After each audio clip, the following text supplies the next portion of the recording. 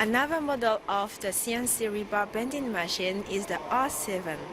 This machine can work for a single wire from 4 to 12 mm and with a double wire from 4 to 8 mm.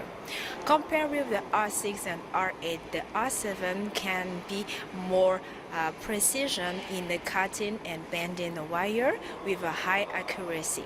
And compared with the R9, even if there is an inclination with 45 degree, the bender rotative equipment can do it in a two direction, positive and negative way. Some more details will be explained with this video further. Behind the CNC rebar bending machine, the model R7, there are always some parts that you have to pay attention because there are free motors and also the electrical circuit. The first motor that we have to mention is for the bending part.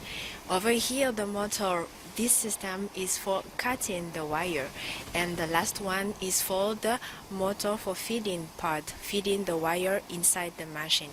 Don't forget that each machine, the model has also an air compressor that the pressure is about 0.6 MPa to 0.8 MPa. The essential part that you have to pay attention is with the electric installation.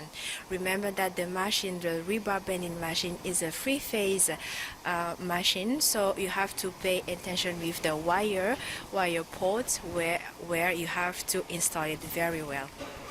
To execute a standard finished product with the machine R7 CNC rebar bending machine, it can be controlled with a touch screen just right next to me.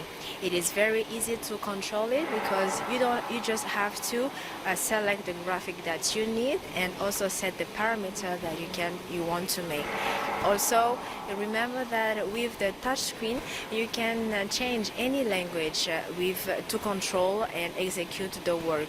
You can do it in Chinese, French, Arabic, Spanish, or also English. It's very easy to learn, easy to control and execute this standard product with the R7 CNC machine.